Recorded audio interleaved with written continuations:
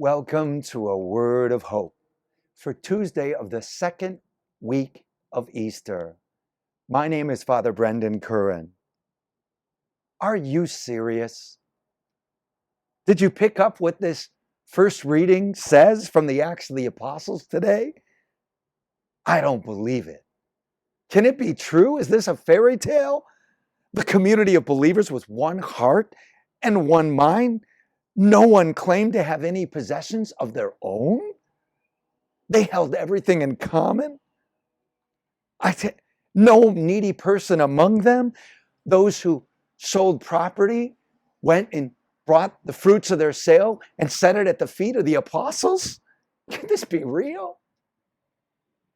Isn't that exactly the spirit of Easter?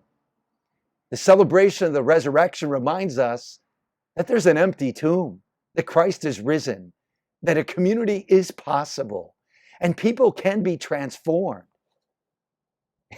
It brings a heavy challenge to each of us, because if we are the believers, if we are people who have been baptized in the first fruits of the resurrection of Christ, that means we are to be community builders.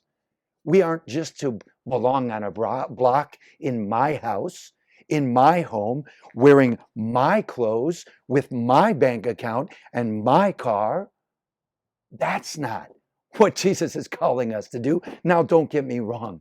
We're not saying that possessions are bad in themselves, but we're reminded that we are believers of Christ who rose from the dead to build community and communion here on this earth. And we are those animators. We are those disciples. We are called to go and build it. Let that be our challenge today. If we're truly going to take seriously of the Acts of the Apostles, that people witnessed a community living and breathing alive of one heart and mind where all belonged and felt communion, then let's get going. Let's get to work.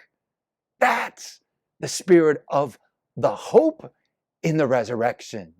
Hallelujah. He is risen. Let's start living like it today.